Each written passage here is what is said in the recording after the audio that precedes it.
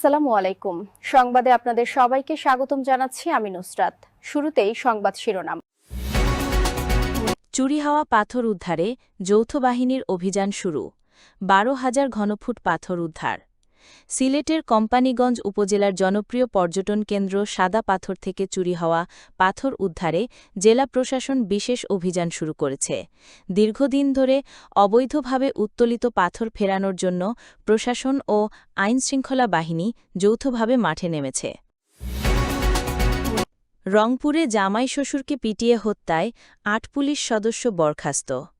রংপুরের তারাগঞ্জে চোর সন্দেহে দুজনকে পিটিয়ে হত্যার ঘটনায় দায়িত্বে অবহেলার অভিযোগে ২ উপপরিচালক এসআই ও ৬ কনস্টেবলকে সাময়িক বরখাস্ত করা হয়েছে।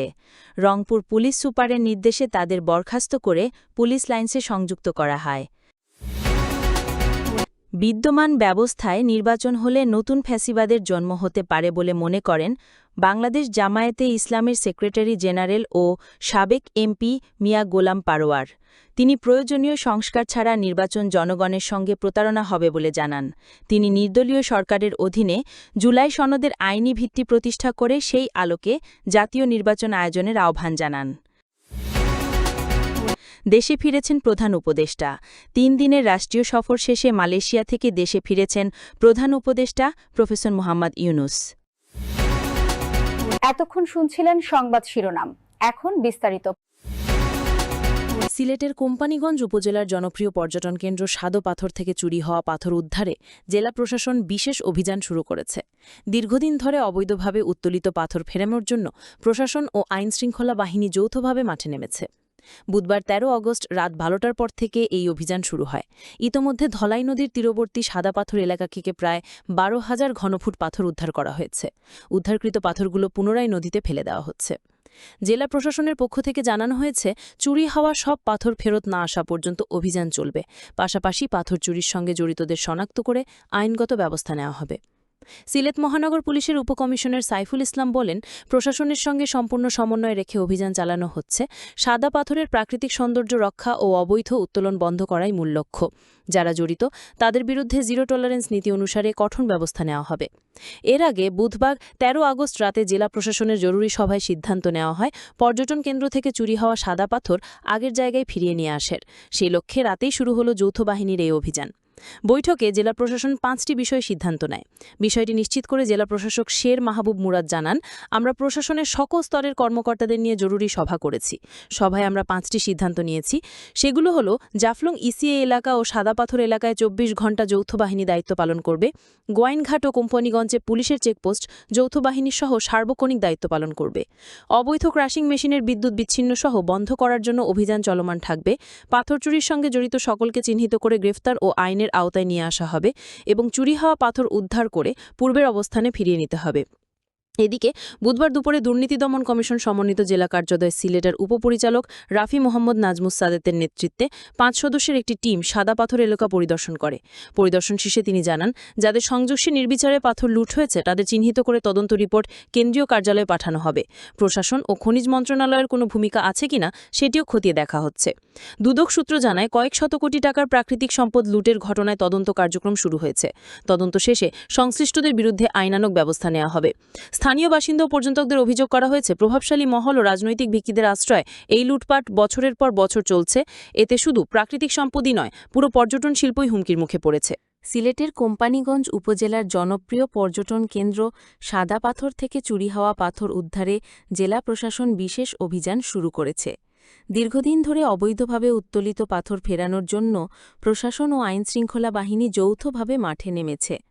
বুধবার ১৩ আগস্ট রাত ১২টার পর থেকে এই অভিযান শুরু হয়।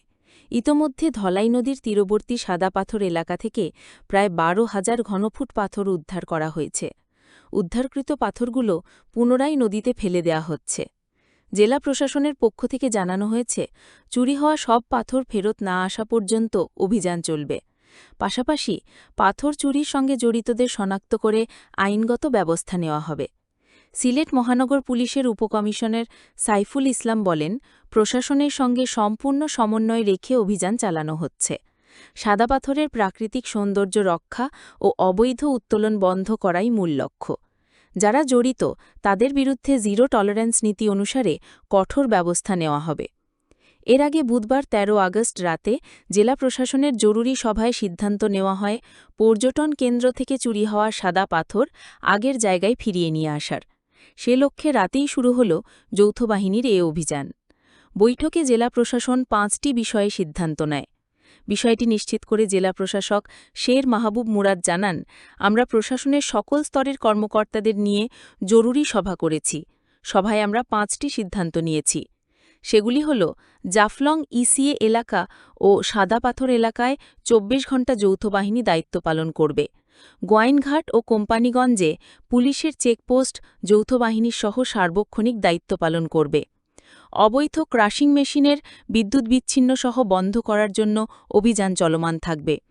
পাথর চুরির সঙ্গে জড়িত সকলকে চিহ্নিত করে গ্রেফতার ও আইনের আওতায় নিয়ে আসা হবে ও চুরি হওয়া পাথর উদ্ধার করে পূর্বের অবস্থানে ফিরিয়ে নিতে হবে। এদিকে বুধবার দুপুরে দুর্নীতি দমন কমিশন সমন্বিত জেলা কার্যালয় সিলেটের উপপরিচালক রাফি মোহাম্মদ নাজমুস সাদাতের নেতৃত্বে ৫ সদস্যের একটি টিম সাদা পাথর এলাকা পরিদর্শন করে। পরিদর্শন শেষে তিনি জানান, যাদের যোগসাজস্যে নির্বিচারে পাথর লুট হয়েছে তাদের চিহ্নিত করে তদন্ত রিপোর্ট কেন্দ্রীয় কার্যালয়ে পাঠানো হবে।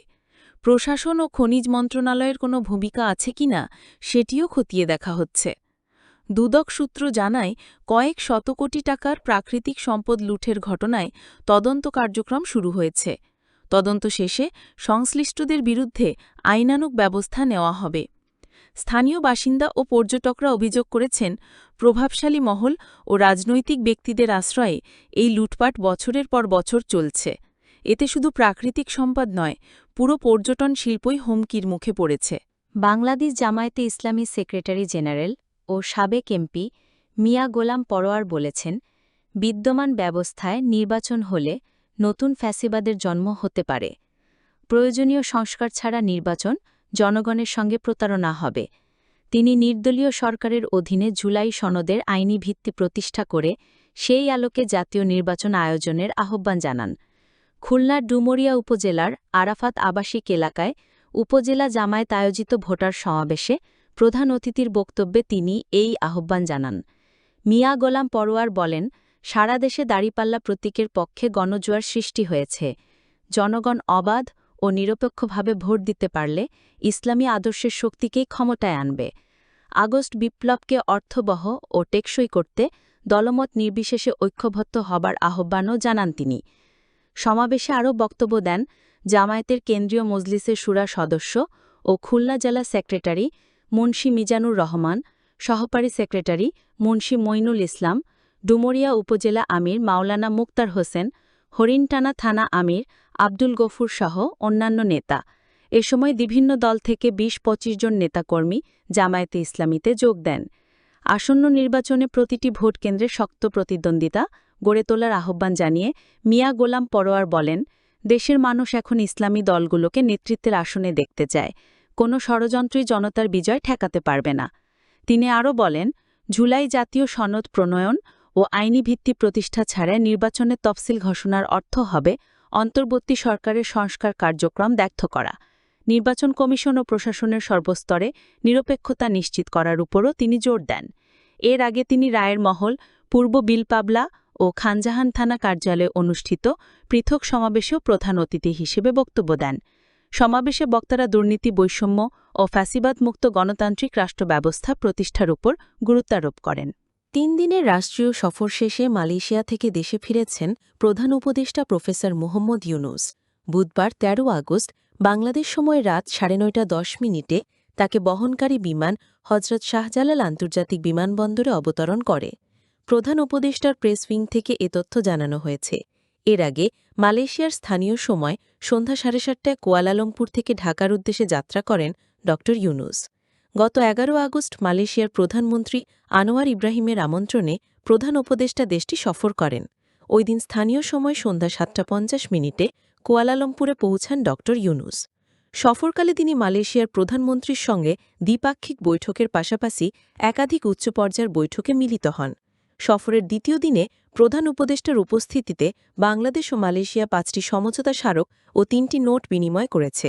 এর মধ্যে রয়েছে প্রতিরক্ষা বিষয়ক সহযোগিতা, এলএনজি ও পেট্রোলিয়াম সরবরাহ ও অবকাঠামো নির্মাণসহ জ্বালানি সহযোগিতা, Bangladesh institute of international and strategic studies BIISS এবং institute of strategic and international studies Malaysia এর মধ্যে সহযোগিতা, Bangladesh Malaysia chamber of commerce and industry BMCCII ও চিপ নির্মাণ প্রতিষ্ঠান মিমোস MIMOS এর মধ্যে সহযোগিতা এবং বাংলাদেশের শীর্ষ ব্যবসায়িক চেম্বার FBCCI এর সঙ্গে মালয়েশিয়ার ব্যবসায়িক চেম্বারের মধ্যে সহযোগিতা বিষয়ক স্মারক।